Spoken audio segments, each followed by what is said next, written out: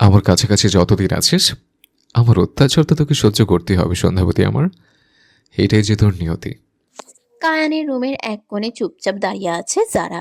তার দৃষ্টি যুগল নিচের দিকে স্থির। আঙ্গুলে আঙ্গুলে বারবার সংঘর্ষ ঘটিয়ে আর চোখে মাঝে মধ্যে সামনের দিকে তাকাচ্ছে সে। তার ঠিক সামনে কায়ান দণ্ডায়মান। তার চোখের তীক্ষ্ণ দৃষ্টি জারার পানে স্থির। মনের ভেতরকার খচখচানি সে বারংবার উগলে দিতে চাচ্ছে, কিন্তু তার রাগের বহিঃপ্রকাশ যারা সহ্য করতে পারবে না বলে নিজেকে বারংবার দমিয়ে নিচ্ছে। নীরবতা ভঙ্গ করে হঠাৎ জারা বলে উঠল, তুমি আমাকে কি বলার জন্য ডেকেছিলে কায়ান ভাইয়া? তাড়াতাড়ি বলে ফেলো, আমাকে রুমে যেতে হবে। কায়ান ছ্যাদ করে উঠে কঠোর স্বরে বলে উঠল, আমার সামনে থেকে যাওয়ার জন্য তোর এত তাড়া কিসের? আমার সামনে থাকতে ভালো লাগে না? আর সাইমের সামনে থাকতে বুঝি খুব ভালো লাগে? যারা বিস্মিত দৃষ্টিতে কায়ানের দিকে তাকালো। কায়ানের মুখভঙ্গি এখনো কঠিন হয়ে রয়েছে। এসব তুমি কি বলছো কায়ান ভাইয়া? জারার কথা শুনে কায়ান আচমকা তার ডান হাতটা পিছমোড়া ও শক্ত করে চেপে ধরে তার পিছনে গিয়ে দাঁড়ালো। জারা ব্যথায় রীতিমতো কোকিয়ে উঠল। আহ, লাগছে কায়ান ভাইয়া, ছাড়ো বলছি। কায়ান শক্ত অথচ ফিসফিস স্বরে তার কানের কাছে মুখ নিয়ে বলতে লাগলো, ঠিক তো বলেছি আমি। তোর তো আমার থেকে সাইমের সঙ্গে বেশি ভালো লাগে। এজন্যই তো বারবার মানা করার পরেও ওর সাথে ঘাসাঘাসি করিস। আজকে আবার কি করেছি আমি? কি করেছিস তা জানিস না? আমার পাশে তোর জন্য চেয়ার বরাদ্দ রাখার পরেও তুই কেন সাইমের চেয়ারের পাশে গিয়ে বসেছিলি? যারা খানিকক্ষণ অবাক হয়ে থমকে রইল, তারপর নিচু স্বরে বলল, আমি বুঝতে পারিনি তোমার ইশারা। তাছাড়া সামান্য একটা চেয়ারে বসা নিয়ে তোমার এত সিনক্রেট করার কি আছে বলো? কায়ান হাতের চাপ আরো শক্ত করে দাঁতে দাঁত চেপে বলল, সিক্রেট করার মতো অনেক কিছুই আছে, আর আমি তো এখনো কিছুই করিনি। যদি আমার রাগ আর সিক্রেট দেখতে না চাস তাহলে আমি যা যা বলবো তার সবটা তোকে মেনে চলতে হবে। নেক্সট টাইম থেকে যেন আমার কথা অবাধ্য হতে না দেখি, আন্ডারস্ট্যান্ড? যারা দাঁতে দাঁত চেপে বলল। হুম, বুঝতে পেরেছি। কায়ান এবার জারার হাত ছেড়ে দিল। তারপর ফোঁস করে একটা নিঃশ্বাস ছেড়ে নিজের চুল মুঠো করে টেনে ধরে নিজের অভিব্যক্তি এমনভাবে পরিবর্তন করে নিল যে কিছুক্ষণ আগে সে যা যা রক্ষ আচরণ করেছে সেটা যেন কিছুই না। মুহূর্তেই স্বাভাবিক হয়ে গিয়েছে সে। যারা তার এই পরিবর্তনের সাথে নতুনভাবে পরিচিত নয়। এর আগেও কায়ানের এরকম অনেক পরিবর্তন সে দেখেছে, তাই সেও কোনো প্রতিক্রিয়া দেখালো না। যারা একটা দীর্ঘশ্বাস ফেলে চলে যেতে নিলেই কায়ান পেছন থেকে গম্ভীর স্বরে তাকে ডেকে উঠল। যারা চোখ উল্টে ফিরে তাকিয়ে জিজ্ঞেস করল। আবার কি? কায়ান ভ্রু কুঁচকে কিছুটা সামনে এগিয়ে এসে একই ভঙ্গিতে বলল, আমি তোকে যাওয়ার পারমিশন দিয়েছি। তো আপনার সেবায় এই দাসী আর কি কি করতে পারে, প্রিন্স কায়ান সিদ্দিকী? কায়ান জারার কথায় পাত্তা না দিয়ে কুচকানো ভ্রু বজায় রেখেই জারার উদ্দেশ্যে বলল, আজকে কাজের জন্য তোকে পানিশমেন্ট না দিলে তো আর ছাড়তে পারবি না। তোর পানিশমেন্ট হলো আমি ঘুমিয়ে না যাওয়া পর্যন্ত আমার পা আর মাথা টিপে দিবি তুই। কায়ানের কথা শুনে জারা যেন আকাশ থেকে পড়ল। অবশ্য এরকম অত্যাচার তার জন্য আর নতুন কি। তবুও সে অসন্তোষের স্বরে বলল, এগুলো একটু বেশি বেশি হয়ে গেল না কায়ান ভাইয়া? হুম। না, মোটেও না, অনেক কম হয়ে গেছে। আচ্ছা, বেশি বেশি যখন বলেছিস তাহলে তোকে একটা বড় কাজ দেই কেমন? তুই আজ পুরো রাত ছাদ ঝাড়ু দিবি। এটাই তোর উপযুক্ত পানিশমেন্ট। যারা চোখ কপালে তুলে বলল, কি? কেন পছন্দ হয়নি? আচ্ছা, আরো বড় কোনো পানিশমেন্ট নিতে চাস তাহলে? কায়ান সম্পূর্ণ কথা শেষ করার আগেই যারা তড়িঘড়ি করে বলে উঠল, না না, প্রথম পানিশমেন্টই আমার জন্য একদমই ঠিক আছে। আর কোনো পানিশমেন্ট দেওয়ার প্রয়োজন নেই তোমার, কোনো প্রয়োজন নেই। কায়ান একটা বাঁকা হাসি হেসে বলল। Good girl. তারপর বিছানায় লম্বা হয়ে শুয়ে পড়ে জারার উদ্দেশ্যে আদেশ ছুড়ল। আগে মাথাটা টিপে দিয়ে তারপর পা টিপবি। জারা দাঁতে দাঁত চেপে কায়ানের শিওরে বসে তার মাথা টিপতে লাগলো। সে রাগান্বিত মুখভঙ্গি করে রাখলেও কায়ান তার দিকে মুগ্ধ দৃষ্টিপাত করে রাখলো। কায়ান আফসোসের স্বরে বলল, ইস, কবে যে তোকে আমার বউ করে নিজের বুকের ওপর ঠাঁই দেব আল্লাহ মাহমুদ।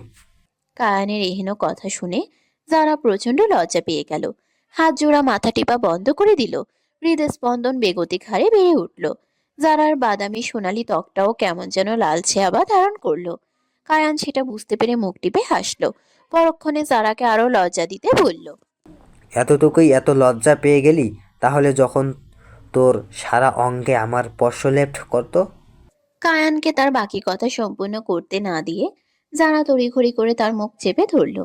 শশব্যস্ত হয়ে লজ্জায় আড়ষ্ট কণ্ঠে বলতে লাগলো, দোহাই লাগে তোমার কায়ান ভাইয়া, একটু চুপ করো প্লিজ। কায়ান আলগোছে জারার হাত ছাড়িয়ে নিয়ে মুখ টিপে খানিকক্ষণ হাসলো।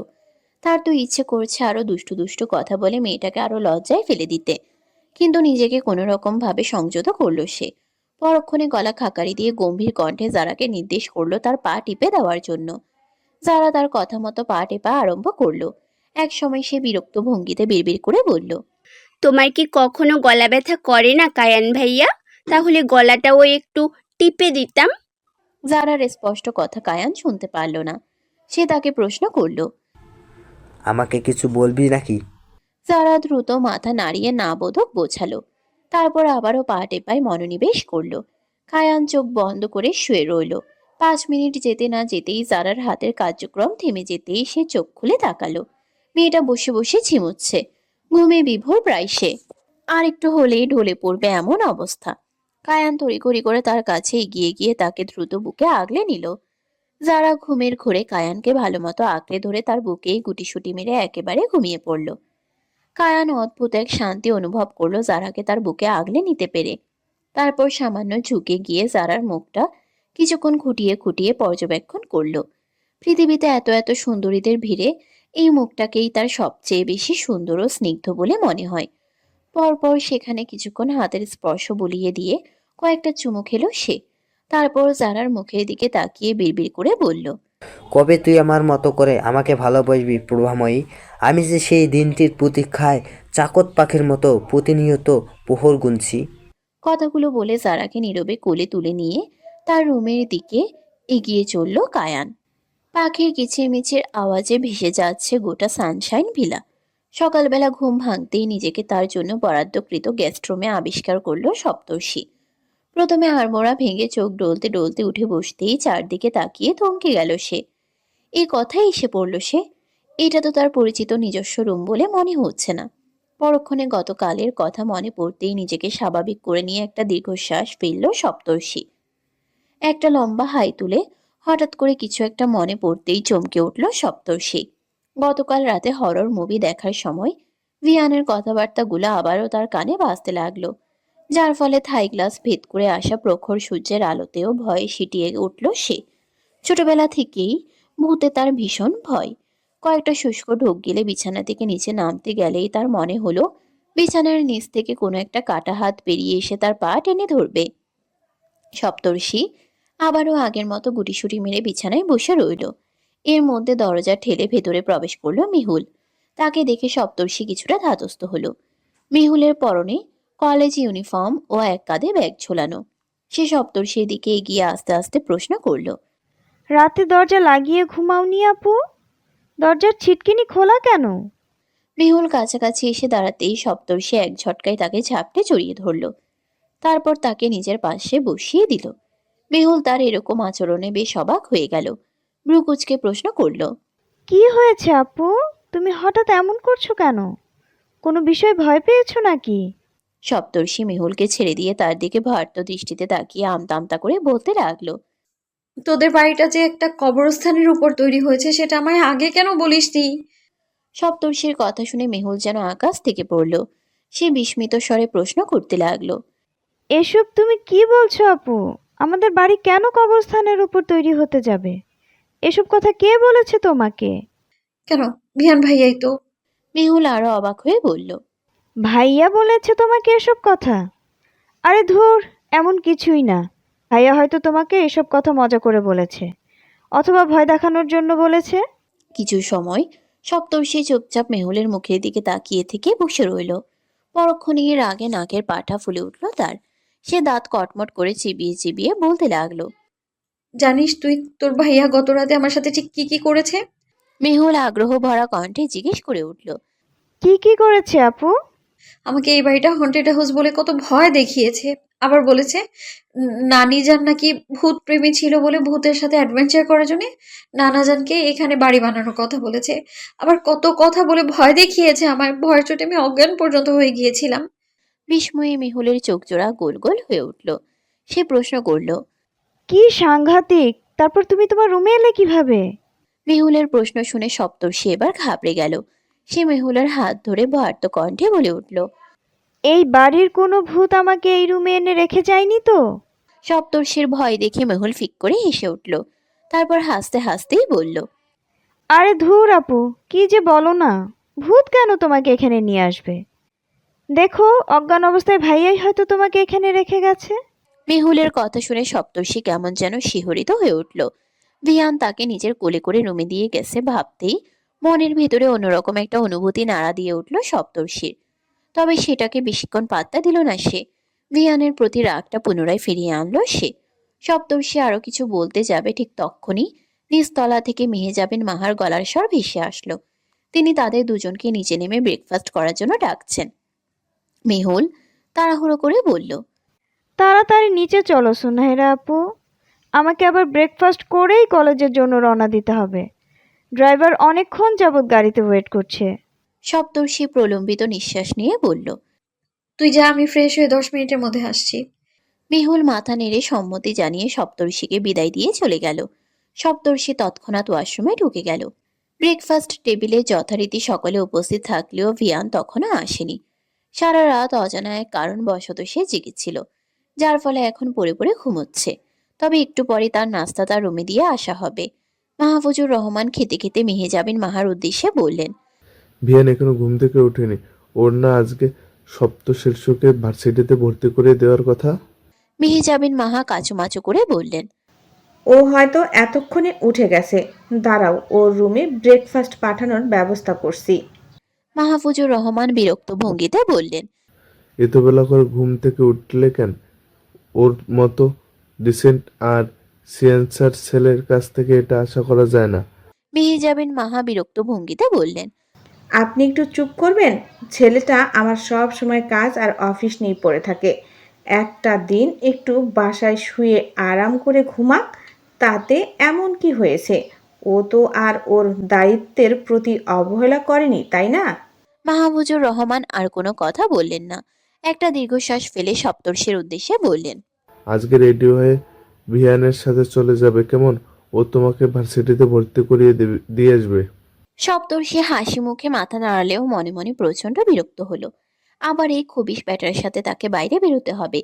না জানি তার ভার্সিটির প্রথম দিনটাই সে খারাপ করে দেয়। প্রায় অনেকক্ষণ হতে চলল। সপ্তর্ষি খাওয়া তখন প্রায় শেষ হয়ে গিয়েছে।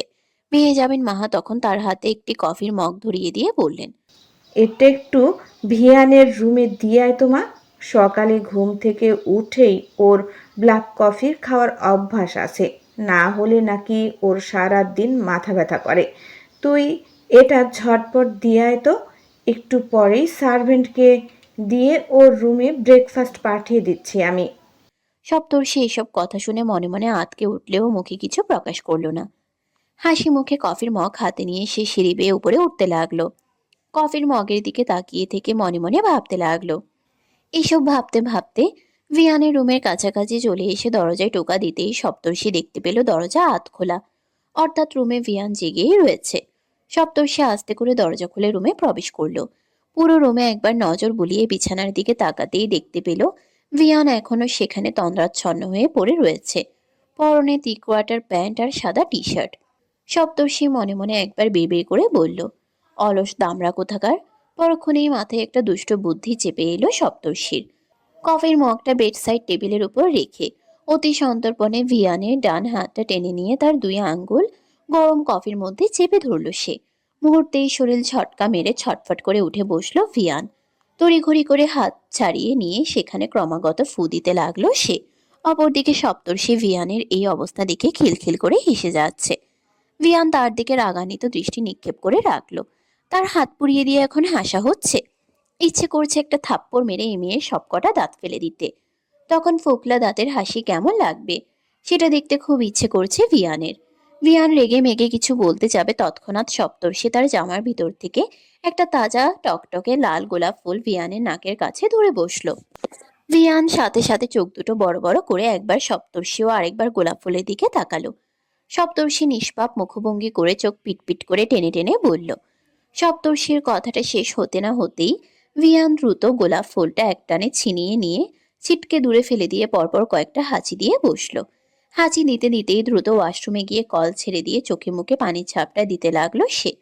সপ্তর্ষি তার অবস্থা দেখে তখনও মিটমিট করে হেসে যাচ্ছে। সে ভালো করেই জানে গোলাপ ফুলে ভিয়ানের অ্যালার্জি রয়েছে, তাই তো ইচ্ছে করেই তার এই কারসাজি করা। এদিকে ভিয়ানের ওয়াশরুম থেকে বেরিয়ে আসার আওয়াজ শুনে সপ্তর্ষি রুম ছেড়ে ভো দৌড় দিল। ভিয়ান একবার তাকে ধরতে পারলে নির্ঘাত কাঁচা চিবিয়ে খাবে। সপ্তর্ষি কোনো মতে দরজার বাইরে বেরিয়ে আসতেই টের পেল ভিয়ান বিকট চিৎকার করে বলে উঠেছে। সপ্তর্ষির বাচ্চা! সপ্তর্ষি বুকে ফু দিয়ে এক দৌড়ে রুম থেকে বেরিয়ে গিয়ে করিডোর দিয়ে নিচে নেমে যেতে লাগলো। পেছনে তাকানোর সাহস এই মুহূর্তে তার নেই। তাকালে হয়তো দেখতে পাবে ভিয়ান লাল চোখমুখ সহকারে তার দিকে ধেয়ে আসছে। দৃশ্যটা এমন যেন একটা ডেভিল ইনোসেন্ট এক ফেরিকে শিকার করতে ছুটে আসছে। তবে ভিয়ানের দৌড়ের সাথে না পেরে একসময় পরাজিত হলো সপ্তর্ষি। ভিয়ান তার কোমরে হ্যাচকা টান মেরে তাকে মুহূর্তের মাঝে নিজের দুই হাত দিয়ে দেয়ালের সাথে চেপে ধরল। তারপর জোরে জোরে নিঃশ্বাস নিতে নিতে সপ্তর্ষির দিকে বড় বড় চোখ করে তাকিয়ে রইল। এদিকে সপ্তর্ষি অন্যদিকে মুখ ফিরিয়ে রেখে ভয়ে চোখ মুখ খিচে বন্ধ করে রেখেছে। তবে তার চেহারা, গলায় ও বুকে ভিয়ানের উষ্ণ নিঃশ্বাস প্রশ্বাস আশ্রে পড়ছে বারংবার। এই শান্ত ও শীতল পরিবেশে দুজনের হৃদস্পন্দনের আওয়াজ শোনা যাচ্ছে কেবল। অনেকক্ষণ নীরবতার মধ্য দিয়ে এভাবেই কেটে গেল। এক সময় ভয়ে ভয়ে সপ্তর্ষি পিটপিট করে চোখ খুলল। ভিয়ান তখনও একই ভঙ্গিমায় দাঁড়িয়ে রয়েছে, তবে তার চোখে এই মুহূর্তে অন্যরকম এক নেশা ভর করেছে। সেই অদ্ভুত নেশাযুক্ত দৃষ্টি দিয়ে সেই সপ্তর্ষিকে অত্যন্ত সূক্ষ্মভাবে পর্যবেক্ষণ করছে। সপ্তর্ষি ছাড়া পাওয়ার চেষ্টা করতেই ভিয়ান আরো শক্ত করে তাকে আঁকড়ে ধরল। সপ্তর্ষির ছটফটানি লক্ষ্য করে ভিয়ান বাঁকা হাসল। তার চেহারায় ফু দিয়ে তার কপালের কাছে উড়ে আসা চুলগুলোকে দূরে সরিয়ে দিল। সপ্তর্ষি চোখ দুটো বন্ধ করে নিয়ে পুনরায় খুলল। ভিয়ান কিছুটা ঝুঁকে তার কানের কাছে মুখ নিয়ে গভীর অথচ ফিসফিস স্বরে আওড়ালো। সন্ধ্যাবতী! ভিয়ানের এই সম্বোধনটা সপ্তর্ষির হৃদয় অবধি পৌঁছে গেল যেন। তার শরীর খানিকটা ছাড়া দিয়ে উঠল। সে প্রকম্পিত দৃষ্টিতে ভিয়ানের দিকে তাকিয়ে রইল। ভিয়ান আবারও একই ভঙ্গিতে সপ্তর্ষির উদ্দেশ্যে বলল। এই মুহূর্তে তোকে যদি আমি গভীরভাবে ছুঁয়ে দিই, তোর সাধ্য আছে নিজেকে আমার কাছ থেকে ছাড়ানোর? ভিয়ানের মাদকতাময় কণ্ঠস্বরে কিছু একটা তো ছিল, যা সপ্তর্ষিকে ভেতর থেকে কাঁপিয়ে দিল। প্রকম্পিত গলায় সে কোনো মতে বলল। এমনটা কেন বলছো ভাইয়া? ভিয়ানের সপ্তর্ষির কথায় কোনো মনোযোগ নেই। তার দৃষ্টি চলে গেল সপ্তর্ষির পাতলা গোলাপি ও প্রকম্পিত উষ্ঠ যুগলের দিকে, যা এই মুহূর্তে তাকে ভীষণভাবে আকর্ষণ করছে। ভিয়ান একটু একটু করে তার ঠোঁটের দিকে এগিয়ে যেতে নিতেই যখন একেবারে কাছাকাছি পৌঁছে গেল, তখন কিছু একটা মনে পড়তেই নিমিলিত চোখ জোড়া ধপ করে খুলে ফেলল সে। মুহূর্তেই সপ্তর্ষিকে ছেড়ে দিয়ে তাকে এক প্রকার দূরে ছিটকে ফেলল সে। তারপর অন্যদিকে ঘুরিয়ে নিয়ে চুলের কিছু অংশ টেনে ধরে জোরে জোরেও নিঃশ্বাস নিতে লাগলো সে। এদিকে সপ্তর্ষি পড়ে যেতে নিয়েও সিঁড়ির রেলিং ধরে নিজেকে কোনোভাবে সামলে নিল। আকস্মিক ঘটনায় হতবিহ্বল হয়ে গিয়েছে সে। তারপর ভিয়ানের দিকে অবিশ্বাস্য দৃষ্টিতে তাকিয়ে রইল সপ্তর্ষি। এমনটা সে কেন এবং কি উদ্দেশ্যে করেছিল সেটা ভাবার চাইতে তার এই মুহূর্তে ভিয়ানের তাকে এভাবে দূরে সরিয়ে দেওয়াটা বেশি করে ভাবাচ্ছে। বলা বাহুল্য, মনের অজান্তে তাকে ভীষণভাবে বিচলিতও করছে। ভিয়ানের এই প্রত্যাখ্যান তার অবচেতন মনে একটা প্রগাঢ় অভিমানের ছাপ বসিয়ে দিয়েছে, কিন্তু সেই শুকনো অনুভূতি সে বুঝতে পারল না। টলমলে চোখে ভিয়ানের দিকে এক পলক তাকিয়ে দ্রুত পায়ে দৌড়ে ছুটে চলল সপ্তর্ষি। তার পায়েলে রিনিচিনি আওয়াজ ঝংকার তুলল ভিয়ানের কর্ণকুহরে। ভীষণ শ্রুতি মধুর ঠেকল সেই আওয়াজ তার কাছে। ভিয়ান চোখ বন্ধ করে অনুভব করলো সবটা। সপ্তর্ষি চলে যেতেই ঘাড় কাত করে সেদিকে রক্তিম দৃষ্টিতে তাকিয়ে রইল সে। তার দৃষ্টিতে শীতলতার সাথে সাথে আহত একটা অনুভূতিও ফুটে উঠেছে। একটা অজানা শূন্যতা ও যন্ত্রণা গ্রাস করে নিচ্ছে তার সমস্ত হৃদয়কে। কিন্তু কি ছিল সেই মিশ্র অনুভূতি? মধ্যাহ্নে বাড়িতে প্রবেশ করা মাত্রই কায়ান এক প্রকার থমকে গেল। জারা ও সায়েম প্রায় পাশাপাশি দূরত্বে সোফায় বসে একসঙ্গে টিভি দেখছে। যারা বারবার একটু করে পিছিয়ে যাচ্ছে, অপরদিকে সায়েম একটু একটু করে তার দিকে এগিয়ে যাচ্ছে। এই দৃশ্য দেখে কায়ানের মাথায় রক্ত উঠে গেল। অপরদিকে যারাও ভীষণ বিরক্ত হচ্ছে। সতর্ক দৃষ্টিতে চারপাশে নজর বুলাতে বুলাতে কায়ানকে সদর দরজার সামনে দাঁড়িয়ে থাকতে দেখে রীতিমতো থমকে গেল সে। সাথে সাথে পাশে অবস্থানরত সায়েমকে এক ধাক্কায় দূরে ঠেলে দিল সে। সায়েম বেচারা টাল সামলাতে না পেরে হুমড়ি খেয়ে অপর পাশে গিয়ে পড়ল। যারা তৎক্ষণাৎ উঠে দাঁড়ালো। কায়ানের শান্ত ও তীক্ষ্ণ দৃষ্টি এখনো তাদের দুজনের দিকে স্থির, হাত জোড়া মুষ্টিবদ্ধ। যারা কায়ানের এই রূপ দেখে একটা ঢোক গিলল। আসন্ন বিপদ মোকাবেলা করতে উপায়ান্তর না পেয়ে সে তৎক্ষণাৎ ছুট লাগালো দোতলার উদ্দেশ্যে। এদিকে সায়েম ভেবাচেকা খেয়ে তার যাওয়ার পানে এক দৃষ্টিতে তাকিয়ে রইল। তবে কায়ানকে এখনো লক্ষ্য করেনি সে। কায়ান সায়েমের সামনাসামনি এসে দাঁড়াতেই সায়েম তার দিকে মাথা উঁচিয়ে তাকালো। পরক্ষণে সোজা হয়ে সামনাসামনি দাঁড়িয়ে গেল। কায়ানের শীতল দৃষ্টি তার দিকে নিবদ্ধ। সায়েম সেদিকে তাকিয়ে হাসার চেষ্টা করে বলল, কায়ান ভাইয়া, তুমি এই সময়ে এখানে যে? কায়ান শীতল স্বরে প্রত্যুত্তর করল, কেন আমার বাসায় আমি আসতে পারি না বুঝি? আরে অবশ্যই পারো, কিন্তু তুমি আমার দিকে এভাবে তাকিয়ে রয়েছো কেন? কায়ান সায়েমের গেঞ্জির কলার ঠিক করে দিতে দিতে শান্ত অথচ শীতল ভঙ্গিমায় বলল, আমি তোর থেকে কত বছরের বড়? 5 বছর হবে। যারা তোর থেকে কয় বছরের বড়? বছর না ভাইয়া, মাত্র 2.5 মাসের বড়। 2.5 মাসের বড় হয়েও সে তোর বড়, আর একদিনের বড় হয়েও সে তোর বড়ই হবে। তাই যারা যেহেতু তোর থেকে 2.5 মাসের বড়, তাহলে সম্পর্কে সে তোর কি হয়? তো বোন হয়। সেটা তো হয়তো, তার যে মেন পয়েন্ট হলো সে তোর বড় বোন হয়। এখন থেকে ওকে যারা আপু বলে ডাকবি, মনে থাকবে? কায়ানের কথাগুলো শুনে সায়েম তার দিকে ফ্যালফ্যাল করে তাকিয়ে রইল। এসব কি কথা বলছে কায়ান? যাকে নিয়ে সে মনের ভেতর অন্যরকম অনুভূতি অনুভব করে তাকে নিজের বড় বোনের জায়গা সে কিভাবে দিবে? এটা আদৌ সম্ভব? সায়েম কাঁদো কাঁদো কণ্ঠে বলল, আপু বলে ডাকবো কেন ভাইয়া? তাছাড়া এই সামান্য বয়সের গ্যাবে আপু ডাকার মতো কি আছে? কায়ান সায়েমের দিকে কিছুটা ঝুঁকে তার দুই কাঁধ শক্তভাবে চেপে ধরে কানের কাছে মুখ নিয়ে শীতল স্বরে ফিসফিস করে বলল, আমি যেটা বলেছি সেটাই করতে হবে তোকে। যারাকে সবসময় বড় বোন নজরে দেখবি, আর তা যদি না করিস তাহলে অনার্স সেকেন্ড ইয়ারে পরীক্ষায় একের পর এক যত লাড্ডু মেরেছিস, বন্ধুর সাথে বাজি ধরে চাচার হাজার হাজার টাকা যেভাবে উড়িয়েছিস, আবার এই পর্যন্ত যে কয়টা গার্লফ্রেন্ড জুটিয়ে তাদের পিছনেও হোটেল টাকা পয়সা খরচ করেছিস, সব কিছুর খবর কিন্তু আমার মাধ্যমে চাচার কানে পাচার হয়ে যাবে। তখন তোর এই বাড়িতে আদৌ ঠাঁই হবে কি না সেটা আমি জানি না। তাই ভালোভাবে চিন্তা করে দেখ, অ্যাকচুয়ালি তুই কি করবি। আমার অফার মেনে নিলে ইটস ওকে, না হলে। কায়ান বাকি কথা শেষ না করে সায়েমের মুখের দিকে তাকিয়ে একটা শয়তানি বাঁকা হাসি দিল। আর এদিকে সায়েম বেচারার মুখ তো চুপসে একেবারে ফাটা বেলুনের মতো হওয়ার অবস্থা। সে রীতিমতো কায়ানের পা ধরে আহাজারি করে বলতে লাগলো, তোমার পা ধরছি কেন ভাইয়া?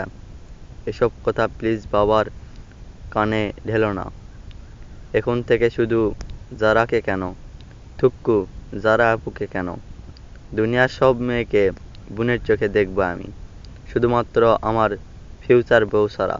সায়েমের কথাবার্তা শুনে এবং চোখ মুখ দেখে কায়ানের দমফাটা হাসি আসার জোগাড়। তবুও বাহিরে যথাসম্ভব গাম্ভীর্য ধরে রেখে সে গম্ভীর কণ্ঠে সায়েমকে তার পা ছেড়ে উঠতে বলল। সায়েম উঠে দাঁড়ানোর পর কায়ানের তাকে সতর্ক হুঁশিয়ারি বার্তা দিতেই সে বাধ্য ছেলের মতো সবকিছু মেনে গেল। যারার দিকে সে যেন চোখ তুলে না তাকায়, সবসময় যেন ছোট ভাইয়ের মতো তাকে সাহায্য করে, এসব কথাবার্তা বলল। সায়েম নির্দ্বিধায় সবটা মেনে নিল। সায়েম সেখান থেকে প্রস্থান করতেই সেদিকে তাকিয়ে বাঁকা হাসি হাসলো কায়ান। প্রকৃতি জুড়ে শীত শীত আমেজ ছড়িয়ে পড়েছে। হেমন্তের মাঝামাঝি সময়ে শীতের আগমনী বার্তা বলা যায় এটাকে। ইট পাথরের দালানের শহর জুড়ে খানিকটা শীতলতা সপ্তর্ষির মন ছুঁয়ে দিল। আবার নীল সাদা আকাশ জুড়ে সাদা কবুতরের দল ঝাঁক বেঁধে উড়ে বেড়াচ্ছে। সপ্তর্ষি গাড়ির জানালা ভেদ করে মাথা বের করে পরম উচ্ছ্বাসে হাত দুটো নড়াচড়া করতে লাগলো। ভিয়ান ড্রাইভ করতে করতে বারবার তাকে ধমকে মাথা ভেতরে ঢুকাতে বলছে, কিন্তু সপ্তর্ষি যেন সেসবে পাত্তাই নেই। ভিয়ান একসময় প্রচণ্ড রাগান্বিত হয়ে সপ্তর্ষির চুল টেনে ধরে তাকে সিটের সাথে সিটিয়ে বসিয়ে দিল। আকস্মিক আক্রমণে সপ্তর্ষি হকচকিয়ে গেল। চুলে টান পেয়ে মাথায় ব্যথা পাওয়াতে ব্যথাতুর ভঙ্গিতে বারবার সেখানটায় হাত বোলাতে লাগলো। তারপর ভিয়ানের দিকে ক্ষুব্ধ দৃষ্টিতে তাকিয়ে দাঁতে দাঁত চেপে বলে উঠল। তুমি আমার চুল ধরে টান দিলে কেন? ব্যথা পেয়েছি না আমি? ভিয়ান ড্রাইভ করতে করতে শক্ত কণ্ঠে বলল। বেশ করেছি আমি। জানলা দিয়ে যে মাথা বের করে রাখিস, কোনো একটা গাড়ি বা বাস এসে যদি তোর মাথার সাথে ধাক্কা খেয়ে বসে, তাহলে তোর মাথাটা আর আস্ত থাকবে? অবশ্য তোর মতো মাথা মোটার সেসব দিকে খেয়াল থাকার কথাও না। স্টুপিড কোথাকার। আরেকবার মাথা বের করবি তো তোকে হাইওয়ের মাঝখানে দাঁড় করিয়ে রেখে আমি চলে যাব। ভিয়ানের একের পর এক শক্ত কণ্ঠস্বর শুনে সপ্তর্ষি পুরোপুরি দমে গেল। বারবার কিছু করা কথা শোনাতে যেও অবশেষে সাহসে কুলালো না তার। অগত্যা সিটের সাথে হেলান দিয়ে জানালার দিকে তাকিয়ে গাল ফুলিয়ে বসে রইল সে। ভিয়ানের সেটুকুও সহ্য হলো না। উইন্ডো মিরর অফ করে দিয়ে এসি অন করে দিল সে। সপ্তর্ষি ফের তার দিকে রাগান্বিত দৃষ্টি নিক্ষেপ করলেও সে কোনো ভ্রুক্ষেপ করল না। ঢাকার একটা নামি দামি প্রাইভেট ইউনিভার্সিটি হলো ড্যাফোডিল ইন্টারন্যাশনাল ইউনিভার্সিটি। বিশাল বড় ক্যাম্পাস ও পড়ালেখার জন্য আধুনিক সুযোগ সুবিধায় সজ্জিত এই ইউনিভার্সিটি। সেখানেই সপ্তর্ষিকে ভর্তি করতে নিয়ে এসেছে ভিয়ান। গাড়ি থেকে নেমে সপ্তর্ষিকেও নামিয়ে দিয়ে তার হাত চেপে ধরে দাঁড়ালো সে। সপ্তর্ষি বিস্ময় ভরা দৃষ্টিতে চারপাশ অবলোকন করতে লাগলো। তার চেহারায় দারুণ একটা উজ্জ্বল দীপ্তি ছেয়ে গেল। সেই সাথে নতুন পরিবেশ হওয়ায় কিছুটা আড়ষ্ট হয়ে গেল সে। তবে সে আড়ষ্টতা বেশিক্ষণ টিকল না। ভিয়ান ও সিদ্দিকী পরিবারের সদস্যরা ঢাকা শহরের বেশ পরিচিত ও স্বনামধন্য ব্যক্তিবর্গ হওয়াতে ইউনিভার্সিটির ভিসি থেকে শুরু করে অনেক গণ্যমান্য ব্যক্তিরা ভিয়ানকে প্রথম দেখাতেই চিনে গেল। সপ্তর্ষি তার আত্মীয় হয় শোনাতে তারা তার প্রতিও বাড়তি আন্তরিকতা দেখাতে লাগলো। ভিয়ান তাদেরকে সপ্তর্ষির প্রতি ভালোভাবে টেক কেয়ার করতে বললে তারা তাদের সর্বোচ্চটা করবে বলেও জানিয়েছে। এদিকে সপ্তর্ষি ক্লাসে অ্যাটেন্ড করার পর ক্লাস টিচার সকলের সাথে তাকে পরিচয় করিয়ে দিলেন। সম্পূর্ণ বিদেশি চেহারার এক লাস্যময়ী তরুণীকে অবলোকন করে উপস্থিত ছাত্রছাত্রীরা বিস্ময়ে অভিভূত হয়ে গেল। সকলে প্রথমেই ভেবে নিল সপ্তর্ষি হয়তো বিদেশ থেকে এখানে পড়াশোনা করতে এসেছে। কিন্তু সপ্তর্ষির হাসি মাখা মুখে বাঙালি স্পষ্ট উচ্চারণ দেখে সকলে বেশ বিভ্রান্ত হয়ে গেল। এদিকে ক্লাস টিচার সপ্তর্ষির সাথে সকলকে আন্তরিকভাবে মিশতে বলা এবং তার প্রতি বাড়তি টেক কেয়ার দেখানোতে প্রথম দিনেই সপ্তর্ষির বেশ কয়েকজন ফ্রেন্ড হয়ে গেল। 3 জন মেয়ে ফ্রেন্ড ও 2 জন ছেলে ফ্রেন্ড। ছেলেদের সাথে অবশ্য ফ্রেন্ডশিপ করতে চায়নি সপ্তর্ষি, তারাই অনেকটা জোর করেছে বলতে গেলে। এভাবে প্রথম দিনটা বেশ ভালোভাবেই কেটে গেল সপ্তর্ষির। সকলের সাথে আলাপ পরিচয় ও হাসাহাসিতে কেটে গেল সময়গুলো। ফার্স্ট ইয়ারের প্রথম ক্লাস হওয়াতে বেশ তাড়াতাড়ি ছুটি হয়ে গেল ইউনিভার্সিটি।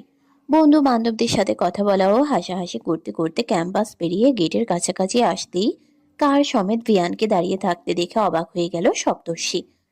এখনো বেশ পরিপাটি লুকে রয়েছে সে। এত সময়ের ধকল তার হ্যান্ডসাম লুকটাকে যেন একটুও নষ্ট করতে পারেনি। ভিয়ান 2 পা আড়াআড়ি করে রেখে গাড়ির সাথে হেলান দিয়ে দাঁড়িয়ে এক ধ্যানে ফোন স্ক্রল করে যাচ্ছে। এদিকে সপ্তর্ষিকে থমকে দাঁড়িয়ে যেতে দেখে তার বাকি বন্ধু বান্ধবরাও থমকে দাঁড়িয়ে গেল। তার দৃষ্টি অনুসরণ করে ভিয়ানের দিকে তাকাতেই সপ্তর্ষির বান্ধবীরা ক্রাশ নামক বাস খেয়ে গেল। নাদিয়া নামের মেয়েটি তো ছটফট করতে করতে বলেই ফেলল, ওয়াও, কি হ্যান্ডসাম ক্রাশ বয় দেখেছিস? আমি তো দেখেই ফিদা হয়ে গেলাম। অপর পাশ থেকে মিলি বলল। ঐশী মুখ ভেঙচি কেটে বলে উঠল, হারামি, তোর না বয়ফ্রেন্ড আছে? তুই আবার অন্য ছেলের দিকে নজর দিস কেমন করে, হ্যাঁ? অবশ্য ও প্রেম করলে আমার সাথে করতে পারে। আফটার অল আমি এখনো সুন্দরী প্লাস সিঙ্গেল আছি। বান্ধবীদের একের পর এক রসালো কথাবার্তায় সপ্তর্ষি ভিতরে ভিতরে প্রচন্ড পরিমাণ বিরক্ত হলো। বলা বাহুল্য, ভিয়ানকে জড়িয়ে এসব কথাবার্তা তার কেন যেন সহ্য হচ্ছিল না। ইচ্ছে করছিল চিৎকার করে সবার মুখের উপর বলে দিতে, এসব কথা যেন অন্তত তার সামনে ওরা না বলে। কিন্তু এমন কিছুই করতে পারল না সপ্তর্ষি। সে নিজেকে যথাসম্ভব সামলে চাপা স্বরে বলতে লাগলো, উফ, থামবি তোরা? কখন থেকে কিসব আবল তাবল বকে যাচ্ছিস? হ্যান্ডসাম ছেলে একটা দেখলেই হলো অমনি ক্রাশ খেয়ে বসে থাকবি? আগে ছেলেটা সম্পর্কে জেনে শুনে তো নিবি। নাদিয়া বুকের বাম পাশে হাত রেখে নাটকীয় স্বরে বলতে লাগলো, হাই মে মার যাও, প্লিজ দোস্ত, ওই ছেলেটার সাথে প্রেম করিয়ে দেওয়ার ব্যবস্থা কর না। সপ্তর্ষি দাঁতে দাঁত চেপে বলে উঠল। এ ছেলেটা আমার কাজিন হয়। সপ্তর্ষির কথা শুনে সকলে তার দিকে বিস্মিত দৃষ্টিতে তাকালো। পরক্ষণে মেয়েগুলোর মুখে চওড়া হাসি ফুটে উঠল। তারা সপ্তর্ষিকে এক প্রকার ঘিরে ধরে আবদারের সুরে বলতে লাগলো তাদের সাথে যেন ভিয়ানের প্রেম করিয়ে দেওয়ার ব্যবস্থা করে সপ্তর্ষি। কে ভিয়ানের প্রেমিকা হবে সেটা নিয়ে ছোটখাটো একটা ঝগড়াও বেঁধে গেল। সপ্তর্ষি প্রচন্ড বিরক্ত হয়ে বেশ জোরে বলে উঠল, তোরা চুপ করবি? ওর সাথে এত বেশি প্রেম করার জন্য উতলে পড়িস না, হ্যাঁ? ওর উপর ওর একটা সিক্রেট জানলে তোদের প্রেম করার ইচ্ছে একদম হাওয়ায় মিলিয়ে যাবে। সপ্তর্ষির এহেন কথা শুনে মেয়েগুলোর কপালে ভাঁজ পড়ল। তারা একে অপরের মুখ চাওয়াচাওয়ি করে কৌতূহলী স্বরে জিজ্ঞেস করলো, কি এমন সিক্রেট বলবি যেটা জানতে পারলে আমাদের এই অদম্য ইচ্ছা হাওয়ায় মিলে যাবে? শুনি তো। সপ্তর্ষি ঠোঁটের কোণে রহস্যজনক হাসি ঝুলিয়ে তাদেরকে ইশারা করে নিজের কাছাকাছি আসতে বলল। তারা তিনজন সপ্তর্ষির কাছাকাছি আসতেই সপ্তর্ষি তাদের কানের কাছে মুখ নিয়ে ফিসফিস করে বলতে লাগলো, ওর প্রতি ইন্টারেস্ট দেখে তোদের কোনো লাভ নেই। আসলে ওর মেয়েদের প্রতি কোনো ইন্টারেস্ট নেই, কারণ হলো ও একটা কে। সপ্তর্ষি শেষ বাক্যটা শুনতেই সকলের অন্তরাত্মা যেন খাঁচা ছাড়ার জোগাড় হলো। মুহূর্তেই বিস্ফোরিত দৃষ্টিতে তারা একযোগে সপ্তর্ষির দিকে তাকালো, যেন তারা তার কথা বিশ্বাসই করতে পারছে না। সপ্তর্ষি গো বেচারা মুখ বানিয়ে একটা দীর্ঘশ্বাস ফেলল। তার তিন বান্ধবীর চোখে মুখে ইতোমধ্যে একটা কষ্টেরও বাঁশ খাওয়ার যন্ত্রণা ফুটে উঠেছে।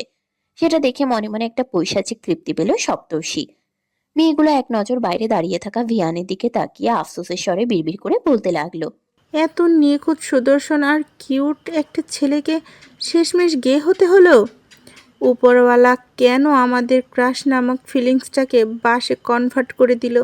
হায় আল্লাহ। প্রত্যেকে গভীর যন্ত্রণাময় দীর্ঘশ্বাস ফেলতে লাগলো। ঐশী তবুও আমতা আমতা করে বলল, মানে ও গে হলেও সমস্যা নেই, আমি ওকে আমার ভালোবাসা দিয়ে ঠিকই আমার করে নেব, তারপরও একদম ঠিক হয়ে যাবে। ঐশীর কথা শুনে তার পিঠে ধুম করে একটা কিল বসালো সপ্তর্ষি। বাকি দুই বান্ধবীও একই কাজ করলো। বেচারি ঐশী মাথা নিচু করে কাচুমাচু হয়ে দাঁড়িয়ে রইল। এদিকে তাদের সাথে থাকা দুই ছেলে বুঝতে পারল না তারা এতক্ষণ যাবৎ কি নিয়ে ফিসফিস করে এত কথা বলছে। তবে সামনে অবস্থানরত সুদর্শন যুবকটিকে দেখে বুঝতে পারছে যে তাকে নিয়েই মূলত তারা কথাবার্তা বলছে। তাই ভাব দেখাতে রোশান নামক ছেলেটি বলে উঠল, আমাদের মতো হ্যান্ডসাম বয়দের রেখে এদিক ওদিক নজর দিস কেন তোরা? মাঝে মধ্যে আমাদের দিকেও তো তাকাতে পারিস। রোশানের কথা শুনে মেয়েরা কৌতুকের হাসিতে ফেটে পড়ল। সেই সাথে খোঁচা মারা অনেক কথাও বলল। এদিকে ফয়সাল নামের ছেলেটি সপ্তর্ষিকে মুগ্ধ দৃষ্টিতে পরখ করে বলে উঠল, তোমার রূপ আসলে আশ্চর্য সুন্দর সপ্তর্ষি। তুমি চাইলে আমরা বেস্ট ফ্রেন্ড হতে পারি। সপ্তর্ষি ভ্রুকুচকে তার দিকে তাকিয়ে বলল, আমরা প্রথম দিনেই সবাই একে অপরকে তুই করে বলছি, আর তুই আমাকে তুমি করে কেন বলছিস? ফয়সাল আমতা আমতা করে বলল, না মানে আসলে আমার তুই বলা অভ্যাস নেই। মিলি ঠেস মেরে বলে উঠল, রাখ তো শালা, তোর ঢং বন্ধ কর। তুই তোর কোনো ফ্রেন্ডকে এখন পর্যন্ত তুমি করে বলেছিস বলতো? যত সব ন্যাকামি। এদিকে এতক্ষণ যাবৎ গাড়ির সাথে হেলান দিয়ে ভিয়ান এক ধ্যানে ফোনে স্ক্রল করছিল। সপ্তর্ষির সাথে থাকা মেয়েদের দৃষ্টি মোকাবেলা করবে না বলেই সে মাথা তুলে এতক্ষণ যাবৎ তাকায়নি। কিন্তু এখনো সপ্তর্ষিকে তাদের সাথে হাসাহাসি করা ও কথাবার্তা বলতে শুনে ভিয়ান তার দিকে তাকিয়ে একটা রুক্ষ শ্বাস ফেলল। তারপর দ্রুত কদমে হেঁটে গিয়ে সপ্তর্ষির হাত ধরে তাকে টেনে নিয়ে চলল গাড়ির দিকে। বাকিদের সাথে একটা শব্দ বলারও প্রয়োজন মনে করল না। সপ্তর্ষিকে গাড়িতে বসিয়ে দিয়ে নিজেও তার পাশে ড্রাইভিং সিটে বসে পড়ল। তাদের গাড়ি সকলের চোখের আড়াল হয়ে যেতেই মিলি আফসোসের স্বরে বলে উঠল, আহারে, ফার্মের মুরগির মতো ফকফকা মুরগিটা হাতছাড়া হয়ে গেল। গাড়িতে অবস্থানকালীন পুরোটা সময় ভিয়ান গম্ভীর হয়েছিল। সপ্তর্ষির সাথে একটা কথাও বলেনি সে। সপ্তর্ষিও আগ বাড়িয়ে কোনো কথা বলেনি, কিন্তু বারবার ভিয়ানের দিকে আর চোখে তাকিয়েছে। তাকে গেয়ে বলে ফেলার বিষয়টা কোনোভাবে জেনে যায়নি তো ভিয়ান। তবে এমনটা সপ্তর্ষি কেন করলো সে নিজেও জানে না। শুধু তার মনে হচ্ছিল ভিয়ানকে নিয়ে তার বান্ধবীদের এত কথাবার্তা বলা আর হাসাহাসি তার পছন্দ হচ্ছিল না। এই জন্য তাদের পছন্দকে দমন করতে মাথায় তখন যা এসেছে তাই বলে দিয়েছে সে। কিন্তু এখন কিছুটা খারাপ লাগাও অনুভূত হচ্ছে। অনেকক্ষণ নীরবতা ভঙ্গ করে হঠাৎ করে ভিয়ান গম্ভীর স্বরে বলে উঠল, এখন থেকে ভার্সিটিতে প্রতিদিন হিজাব পরে যাবি তুই। সপ্তর্ষি অবাক হয়ে তাকিয়ে জিজ্ঞেস করলো, হঠাৎ করে এই কথা কেন বলছো? সাথে নিকাবও পরে যাবে। আরে বলবে তো হঠাৎ করে কেন এমন কথা বলছো? কিছু কি করেছি আমি? ভিয়ান আচমকা গাড়ি থামাতেই সপ্তর্ষি সামনে ঝুঁকে পড়তে গিয়েও নিজেকে সামলে নিল। ভিয়ান দৃঢ়ভাবে স্টিয়ারিং এ হাত রেখে সপ্তর্ষির দিকে তাকিয়ে শক্ত কণ্ঠে বলে উঠল, প্রথম দিনে ছেলেদের সাথে ফ্রেন্ডশিপ করে ফেলেছিস?